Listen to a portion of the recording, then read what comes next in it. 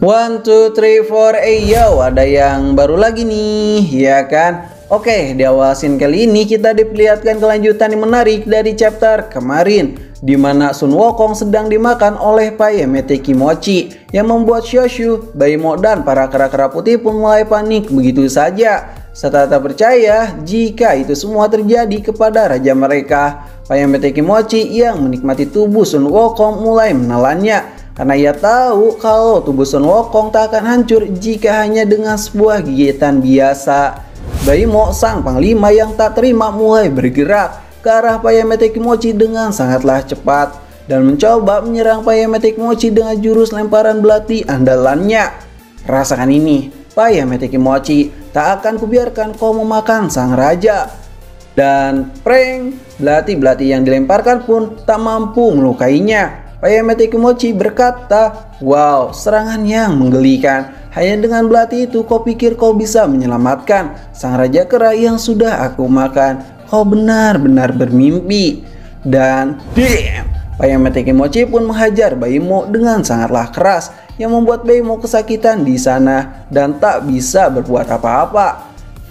Ternyata kera yang lahir dari batu cukup berbeda. Ia cukup keras jika ingin memakannya. Kalau begitu aku akan menelannya, sang raja kera.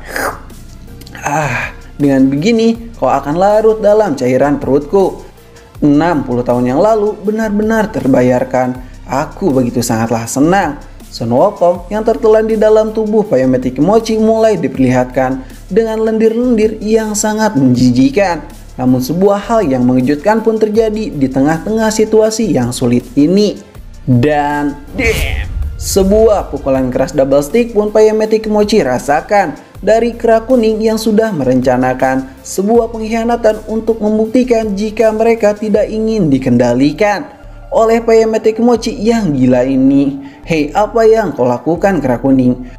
Payamete Kimochi, sialan, aku sudah menunggu waktu yang tepat untuk semua ini. Caramu tadi memakan para kera sungguh sangatlah menyebalkan, membuatku muak dan tak bisa menahan semua dendam yang ingin kulampiaskan kepada dirimu, sialan. Rasakan ini, jurus kera double stick bertubi-tubi dan pukulan double stick pun Payamete Kimochi terima tepat di perutnya, yang membuat Wukong bergejolak di dalam perut Payamete Kimochi. Sial, kera kuning, jika begini terus aku bisa memuntahkannya. Hei Payamete Kimochi, asal kau tahu para kera bukanlah makananmu, ucap Ajakari yang bersiap-siap menghajar Payamete Kimochi. Dan damn, pukulan kedua tangan Ajakari pun dilakukan dan berhasil melepaskan Wukong dari perut Payamete Kimochi, hingga Wukong terpental di sana dengan penuh lendir yang menjijikan menyelimuti tubuhnya. Baguslah Wukong, kau sudah keluar juga, ucap Xiaoshu yang melihat itu semua. Apa yang mereka lakukan? Wow, aneh sekali. Benda lengket apa ini? Sial, sungguh sangat menjijikan. Hei, siapa orang besar itu? Ajakari, kera kuning, jadi kalian ingin mengkhianatiku? Begitukah rupanya? Payamete Kimochi, aku sudah menunggu hari ini. Jika kau bersikeras ingin memakan para kera-kera, maka hadapilah kami berdua. Ajakari, ayo kita hajar bersama-sama. Apakah kau sanggup untuk melakukannya? Tentu saja, jangan pernah meremehkanku. Payamete Kimochi, rasakan ini, jurus tangan memanjang pencengkram nyawa. Dan Payamete Kimochi pun terjerat oleh serangan Ajakari yang membuat ia tak bisa berbuat apa-apa. Kera kuning yang melihat kesempatan emas ada di depan matanya langsung memanfaatkan momen ini untuk menghajar Payamete Kimochi hingga sampai mati. Hei Payamete Kimochi, kau tahu kau sudah memakan semua keluargaku, termasuk orang tuaku. Dengan begitu kau harus menanggung semua amarah mereka dan pergilah ke alam baka. Kekuatan kera raksasa jiwa kuning yang membara, jurus double stick amukan kera yang murka, dan damn, pukulan kera kuning pun berhasil mengenai tubuh Payamete Kimochi. Hei kera kuning, kenapa kau melakukan hal bodoh seperti ini? Padahal aku sudah mempercayamu selama ini. Aku melakukan ini hanya untuk membalaskan dendam padamu. Aku tak terima atas semua yang kau lakukan kepada keluargaku. Lalu kita pun diperlihatkan masa lalu dari mereka berdua. Yang ternyata klan dari Kera Kuning sudah dijajah dan dihabisi oleh Payamete Kimochi. Bahkan Kera Kuning pun tak bisa berbuat apa-apa karena dia telah dihajar oleh Payamete Kimochi. Hei Payamete Kimochi, kenapa kau tidak membunuhku? Wah, santai saja Raja Kera, aku tak akan membunuhmu jika kau mau mengikuti perkataanku. Tapi kenapa kau mau makan saudara-saudaraku? Oh itu ya, maaf, itu semua salah mereka karena mereka sangatlah lemah dari yang aku kira. Tapi kau berbeda, kau punya potensi yang luar biasa. Sial, lalu apa yang kau mau Yamete? Payamete Kimochi pun mengeluarkan 2 boneka pudu dari tangannya sambil berkata, Kera Kuning, aku membutuhkan seseorang untuk membantai semua klan kera dan menyatukan mereka semua di bawah kendaliku.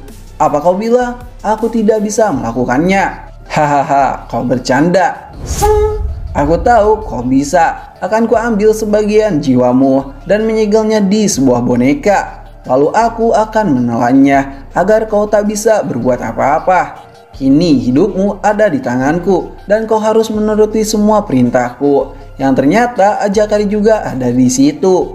Yang terlebih dulu disegel di dalam boneka pudu. Lalu mereka pun melakukan tugasnya dan menjadi anak buah Payamete Kimochi. Hingga suatu ketika mereka pun berbincang-bincang di sore hari sambil memakan makanan kesukaan mereka.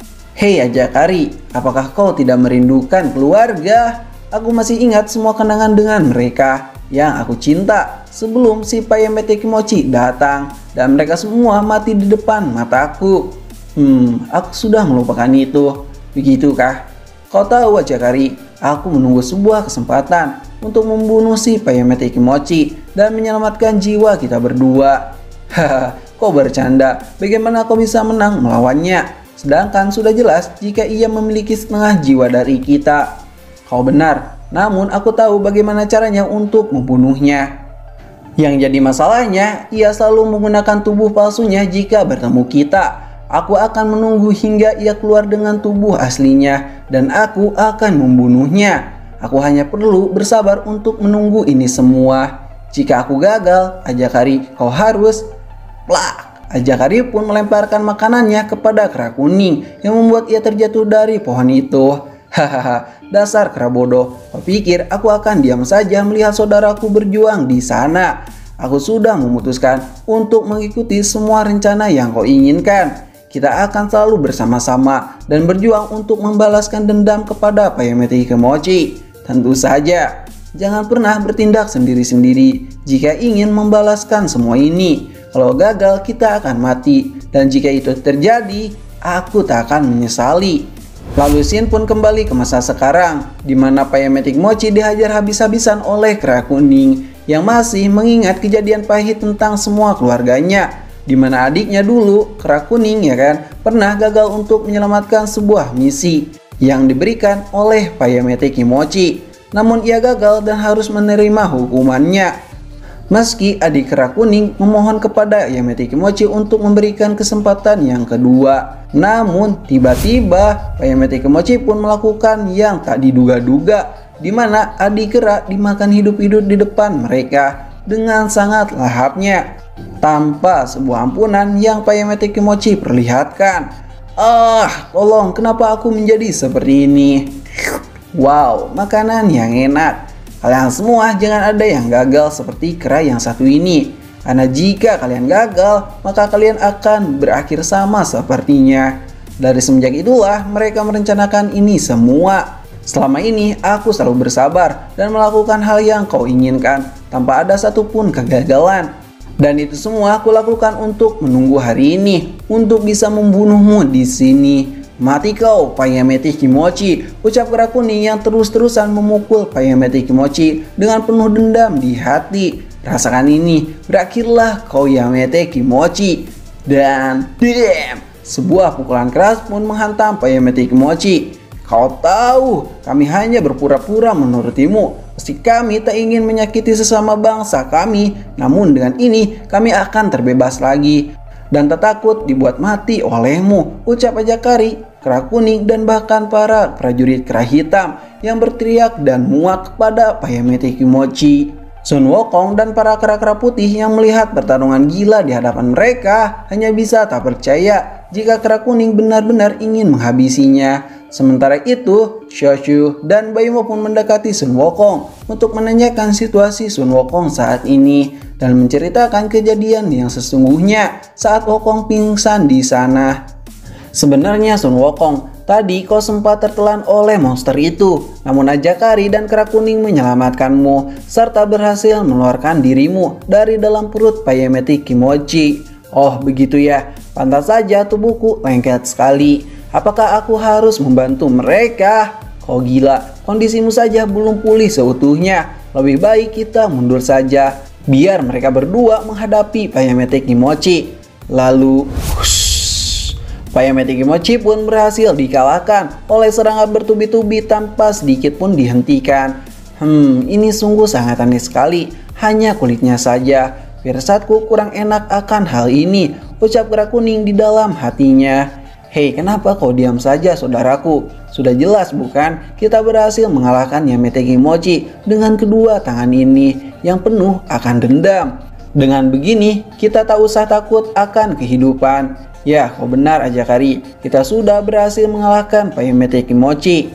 Hei, ayo kita pergi dan rayakan ini semua. Namun, tiba-tiba sebuah darah pun terlihat di sana dan kedua tangan Ajakari pun hancur seketika tanpa tahu apa penyebabnya. Dan chapter kali ini pun berakhir di sini. Terima kasih sudah nonton channel ini. Like aja jika kalian suka, dislike aja jika kalian tidak suka. Kami ceritain pamit dan sampai jumpa di next video. Bye bye.